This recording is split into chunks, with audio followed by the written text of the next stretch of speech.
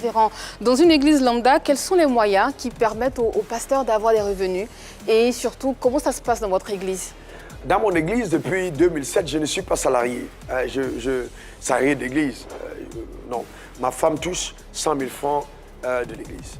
100 000 francs. 100 000 francs. Pourquoi? Parce que c'est un choix. C'est un choix personnel. On s'est dit qu'il faut quand même que des revenus, on ait quelque chose. C'est vous qui lui avez imposé ce choix? Non, c'est un choix collectif. Je n'ai pas imposé avec ma femme. Nous gagnons beaucoup d'argent. D'accord. Nous gagnons énormément d'argent. Combien, si on peut avoir un chiffre? Beaucoup. Ouais, là, beaucoup. J'ai des affaires aux États-Unis, des affaires au Cameroun, affaires en France. On parle de milliards. Affaires ici, donc honnêtement, on gagne beaucoup d'argent. D'accord. C'est-à-dire que mes revenus mensuels personnels sont au-dessus des revenus mensuels de toute la toute l'église. C'est-à-dire tous les revenus de l'église par mois n'atteignent même pas souvent le 25% de ce que je gagne le mois. D'accord. Donc ce serait vraiment pour moi, en fait, honnêtement, une forme d'injustice que de reprendre encore de l'argent. Je suis énormément... je suis un homme d'affaires qui prospère dans ce que je fais. Ça, honnêtement, vraiment, je prospère dans ce que je fais. Excusez-moi, c'est quel genre d'affaires? Ça m'intéresse. J'ai fait dans beaucoup de choses. Je suis en joint venture dans beaucoup. Je fais l'affaire récente. J'ai commencé dans la restauration. J'ai fait la vente des métaux précieux. J'ai commencé au Congo.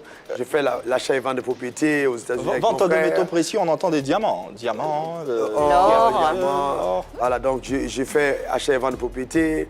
Ici, on est dans la construction. On a une nouvelle société qui fait dans les routes. Wow. Donc, c'est pas simplement ici. C'est un secteur où ce sont des secteurs qui sont compatibles, surtout vente de pierres précieuses, qui sont compatibles à un homme de Dieu. Bien sûr que l'or et l'argent appartiennent à Dieu. Oui. Et ce n'est que justice que ce soit des enfants de Dieu qui soient acteurs dans le domaine. Quand on sait tout ce qu'il y a autour de... Non, il n'y a rien autour. C'est un leurre, en fait. Vous savez, non, il n'y a rien autour. Il y a des lois pour réussir.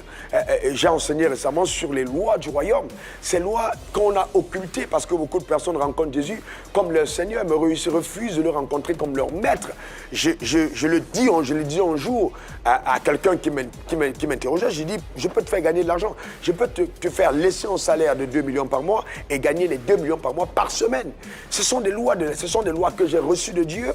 Mettant en pratique, ça marche. Le drame, c'est que notre système éducatif nous a fait croire que pour réussir dans la société, il faille absolument que j'ai un doctorat, que j'ai une agrégation et puis je trouve un emploi. Non, on n'a pas enseigné aux gens à se déployer. Nous sommes un continent où on a des poissons qui meurent de vieillesse dans les lacs, mais nous sommes des grands importateurs. Nous avons des terres vides, mais nous importons les produits de première nécessité. Il est très important maintenant d'amener chaque personne, pas à être employé, mais à se déployer. Parce que celui qui s'emploie limite son potentiel. Celui qui se déploie a la capacité justement d'atteindre une dimension de productivité incroyable. L'Église ne doit pas être complice du sous-développement de nos continents, mais nous devons participer, encourager les gens. D'accord, vous dites ne pas toucher un rond, si je peux m'exprimer ici, de l'argent de l'Église. À quoi donc sont destinées les différentes dîmes et autres contributions? Nous avons des pasteurs qui travaillent avec nous, nous avons des collaborateurs, nous avons des musiciens, nous avons des batteurs, nous avons des programmes que nous organisons. L'Église, c'est une machine qui demande beaucoup de ressources. Nous avons des caméras de dernière génération, nous avons tout ce qu'il faut pour que ça marche.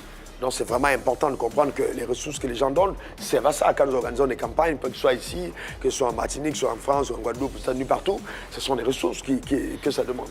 Donc c'est important que les gens comprennent que quand ils apportent leurs ressources, ça c'est à ça. Nous avons des pasteurs qui sont véhiculés. Bon, c'est vrai que pour certains d'entre eux, c'est personnellement des offrandes personnelles, mais il y a des pasteurs, on doit s'occuper des gens. À l'église, il y a des veuves, il y a des personnes qu'on scolarise, que nous scolarisons pour des scolarités importantes. Les parents ne peuvent pas suivre.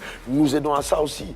Donc l'église, c'est vraiment toute une machine qui a besoin de beaucoup d'argent pour fonctionner efficacement. Révérend, quand on fait une analyse générale de la situation des pasteurs et des fidèles, il y a un paradoxe. Les pasteurs sont riches, généralement, ils conduisent de belles voitures, alors que les fidèles attendent des financements, ils prient pour avoir du boulot. Comment est-ce que ça s'explique?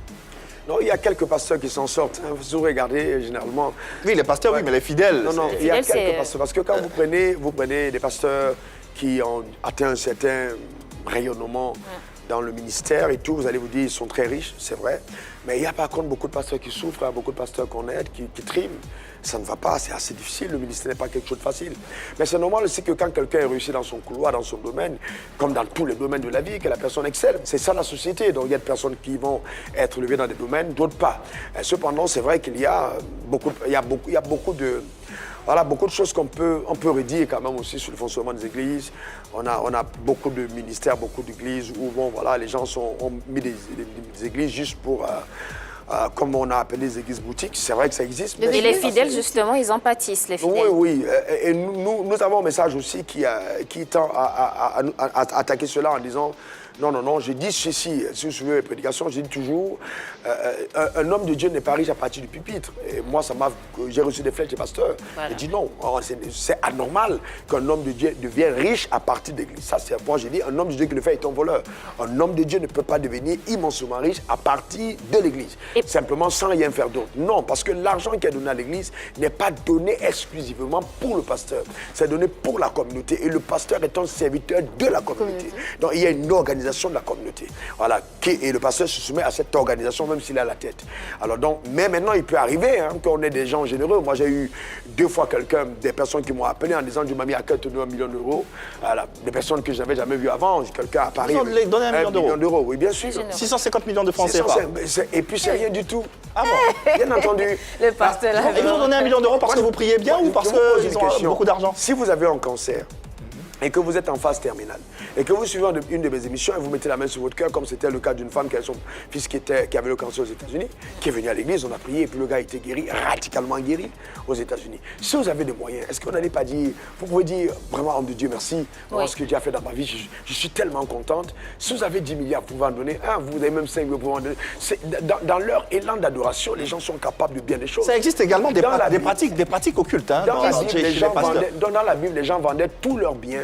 C'est ce que la Bible dit, c'est pas moi qui dis. Et ils mettaient tous leurs revenus au pied des apôtres.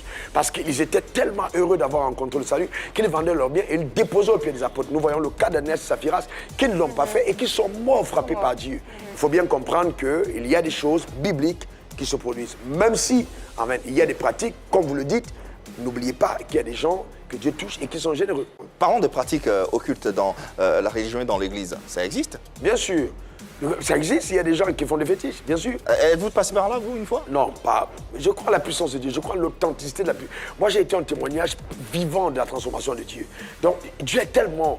Le diable n'est pas plus fort que Dieu et on a tendance à vouloir croire que la puissance ou la gloire ou la richesse se trouve entre les mains du diable. Non, Dieu est le détenteur légal de la puissance, de la gloire, de la richesse, de l'honneur. Vous l'auriez dit sur ce plateau si vous l'aviez fait? Si vous aviez...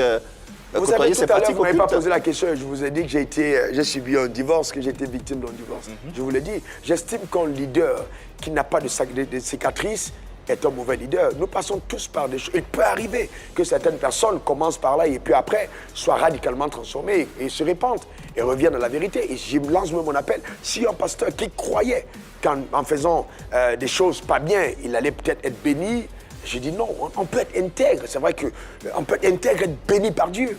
Et mon cas est assez éloquent. C'est l'intégrité, la droiture et la justice, sans autre chose en fait. Voilà. Alors, il existe également des pouvoirs surnaturels pour manipuler des fidèles. Ça, c'est légion, c'est su, c'est connu. Qu'est-ce que vous en pensez? Si vous écoutez quelqu'un, par exemple, vous dire telle personne a donné 655 millions au révérend Wafo en disant que... C'est sûr que vous pouvez penser que les 655 millions, il vous les a donnés à vous ou à l'église? Il m'a dit, la personne m'a dit, Dieu m'a dit de te donner. Ah, donc directement dans votre poche. Personnellement. D'accord. À toi. Il y a bien une différence entre une offrande qu'on fait pour un ministère, pour une église, une offrande qu'on fait pour un homme de Dieu. OK. Et ça, il faut être intègre pour faire la dissociation des deux. D'accord. Révérend, vous avez dit tout à l'heure avoir reçu des flèches des pasteurs parce que vous défendiez la cause des fidèles.